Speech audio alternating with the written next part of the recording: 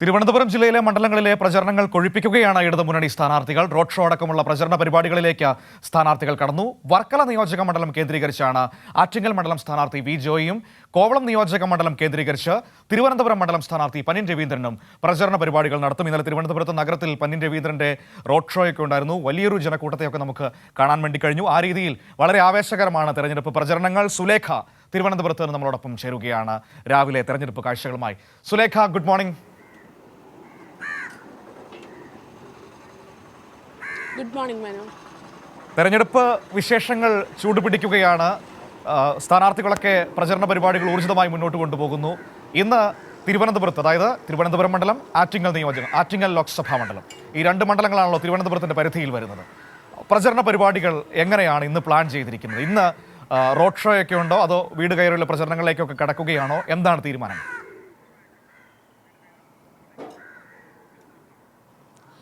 മനു, തീർച്ചയായും തിരുവനന്തപുരം ജില്ലയിലെ തിരുവനന്തപുരം ലോക്സഭാ മണ്ഡലത്തിലും ഒപ്പം ആറ്റിങ്ങൽ ലോക്സഭാ മണ്ഡലത്തിലും തിരഞ്ഞെടുപ്പ് പ്രചരണ പരിപാടികൾ LDF സ്ഥാനാർത്ഥികൾ നേരത്തെ തന്നെ തുടങ്ങി. അതായത് സ്ഥാനാർത്ഥി പ്രഖ്യാപനം വന്നയുടൻ തന്നെ ഈ സ്ഥാനാർത്ഥികളൊക്കെ തന്നെയും പ്രചരണ പരിപാടിയിലേക്ക് കടന്നു. നമുക്കൊപ്പം ഇപ്പോൾ തിരുവനന്തപുരം ലോക്സഭാ മണ്ഡലം സ്ഥാനാർത്ഥി LDF സ്ഥാനാർത്ഥി പന്ന്യൻ രവീന്ദ്രൻ കൂടി ചേരുന്നുണ്ട്. ഗുഡ് മോർണിംഗ് ഷോയിൽ. സഖാവേ, ഗുഡ് മോർണിംഗ്. Good morning. എങ്ങനെയുണ്ട് പ്രചരണ പരിപാടികൾക്ക്? എങ്ങനെയുണ്ട് പ്രചരണ പരിപാടികൾ? നമ്മൾ തുടങ്ങിയുള്ളൂ. ഇന്നലെയാണ് പൊതുജനങ്ങളുടെ മുമ്പിലൊന്ന് പരസ്യമായ രംഗത്ത് വന്ന് റോഡ് ഷോ നടന്നത്. വലിയൊരു ജനക്കൂട്ടമാണ് ഇന്നലെ നമ്മൾ റോഡ് ഷോയിൽ കണ്ടത്. വലിയൊരു ആവേശം ജനങ്ങൾ നമ്മൾ കണ്ടു. അത് സ്പോണ്ടേനിയസ് ആയിട്ട് വന്നതാണ്. നമ്മൾ സാധാരണ കമ്മിറ്റികളൊക്കെ പോയി ഓർഗനൈസ് ചെയ്ത് വന്നതല്ല, അത് സ്പോണ്ടേനിയസ് ആയി വന്നതാണ്. കാരണം ഇന്നലെ നമ്മൾ ഈ വാട്സപ്പിലും ഇതൊക്കെ ഒരു ചെറിയ പരസ്യം കൊടുത്തിട്ടുള്ളൂ. പക്ഷെ ആളുകൾ വന്നു. കാരണം ആളുകൾ അത്രമാത്രം താല്പര്യമെടുക്കുന്നുണ്ട്. അത്ര അസ്വസ്ഥരാണ് ജനങ്ങൾ. നമ്മുടെ നാട്ടിൽ ജീവിക്കുന്ന ജനങ്ങൾക്ക് ഇന്ത്യ കാണുമ്പോൾ വലിയ ഭയമാണ്. ഇവിടെ നമുക്ക് മാനമായി ജീവിക്കാം. ഇവിടെ സാഹോദര്യ ബന്ധമുണ്ട്. ഇവിടെ ഹിന്ദുവും മുസൽമാനും ക്രിസ്ത്യാനിയും എല്ലാം ഒരേ കുടുംബം പോലെയാണ്. കാരണം ദൈവത്തിൻ്റെ സ്വന്തം നാടല്ലേ. ഈ നാട്ടിൻ്റെ മാന്യതയിൽ ജീവിക്കുന്ന ആളുകൾ അപ്പുറത്തെ സംഭവങ്ങളൊക്കെ അവരെ വല്ലാതെ ഉത്കണ്ഠ ഉണ്ടാക്കുന്നുണ്ട്. അതിന് ഉത്തരവാദികൾ കേന്ദ്രം ഭരിക്കുന്ന ഭരണാധികാരികളാണ്. ആ ഭരണാധികാരി വർഗത്തിനെതിരായ അവരുടെ പ്രതിഷേധം, ആ പ്രതിഷേധം മനസ്സിൽ വെച്ചുകൊണ്ടാണ് ഇന്നലെ ആ പരിപാടിക്ക് അവർ പങ്കെടുത്തത്. അത് തെരഞ്ഞെടുപ്പിൽ വോട്ടായി മാറുമെന്ന് പൂർണ്ണ വിശ്വാസം എനിക്കുണ്ട്. അതുപോലെ തന്നെ ഇന്ന് പ്രചരണ പരിപാടികളൊക്കെ എങ്ങനെയാണ്? എവിടെയൊക്കെ, ഏത് ഭാഗത്താണ് ഇന്ന് പ്രചരണം നടത്തുന്നത്? ഇന്ന് കോവളം ഭാഗത്ത് കുറേ പേരെ കാണാൻ ഞാൻ പോവുക. കാരണം ഞങ്ങളിപ്പം തുടങ്ങിയപ്പം എല്ലാ മണ്ഡലത്തിലും പ്രമുഖ വ്യക്തികളെ കാണുക, പ്രമുഖ സ്ഥാപനങ്ങളുമായിട്ട് ബന്ധപ്പെടുക എന്നുള്ളൊരു പരിപാടിയാണ് തുടങ്ങിയത്. ആ തുടങ്ങിയ സക്സസ് ആയിരുന്നു.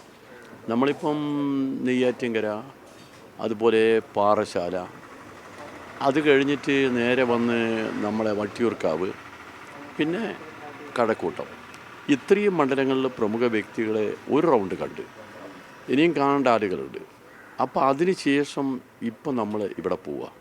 7 മണ്ഡലം കഴിഞ്ഞതിന് ശേഷം അടുത്ത പരിപാടിയിലേക്ക് നമ്മൾ തുടങ്ങും. അതിൻ്റെ അർത്ഥം ഇത് മാത്രമല്ല, എല്ലാവർക്കും കുറേശ്ശെ നടക്കുന്നുണ്ട്, അതിൻ്റെ കൂടെ ഇതും. കാരണം ഇതൊരു വലിയ പോരാട്ടമാണ്. ഈ പോരാട്ടം നമ്മുടെ നാടിനെ രക്ഷിക്കാൻ വേണ്ടിയുള്ള പോരാട്ടമാണ്. ഇന്ത്യക്ക് ഒരു പ്രതീക്ഷ കേരളത്തിലെ ഇടതുപക്ഷ ജനാധിപത്യ മുന്നണിയാണ്. ആ മുന്നണി ഗവൺമെൻറ്റിനെ എങ്ങനെയും വിഴുങ്ങുക എന്നുള്ള ഒരു സമീപനമാണ് കേന്ദ്രം സ്വീകരിക്കുന്നത്. ആ കേന്ദ്രത്തിൻ്റെ കള്ളക്കളി നമ്മൾ കണ്ടല്ലോ. നമ്മുടെ നാട്ടിൽ സ്വാഭാവികമായും ഫെഡറൽ സംവിധാനത്തിൽ നമുക്ക് ലഭിക്കേണ്ട ന്യായമായ വിഹിതം പോലും തന്നില്ല. ഇപ്പോഴാണ് 4000 കോടി ഇപ്പം അലോട്ട് ചെയ്തിരിക്കുന്നു പറയുന്നത്. അതും സുപ്രീം കോടതി ഒരു കേസ് കൊടുത്തപ്പോഴാണ് പറഞ്ഞത് 13,008 കോടി രൂപ നമുക്ക് പുറത്ത് സംസാരിച്ച് തീർക്കാം. എന്തിനാ പുറത്ത്? നമ്മുടെ ന്യായമായ കാര്യമല്ലേ നമ്മൾ ചോദിക്കുന്നത്.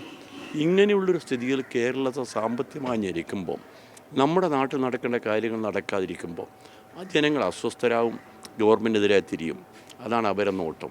എന്നാൽ കേരളത്തിലെ ജനങ്ങളോട് ഈ കാര്യങ്ങൾ ഞങ്ങൾ പറഞ്ഞ് അവരെ കൂടെ നിർത്തിക്കൊണ്ടാണ് ഞങ്ങൾ പോകുന്നത്. അതുകൊണ്ട് ഞങ്ങൾക്ക് രാജ്യത്തിൻ്റെ ഈ ഉത്കണ്ഠാകുലമായ സാഹചര്യത്തിൽ കേരളത്തിലെ ഇടതുപക്ഷ ജനാധിപത്യ പ്രസ്ഥാനത്തിന് നമ്മുടെ നാട്ടിൻ്റെ ജനങ്ങളുടെ പ്രതീക്ഷ കാത്തു സൂക്ഷിക്കാനുള്ള കടമയുണ്ട്. ആ കടമയാണ് നമ്മൾ നിർവഹിക്കുന്നത്.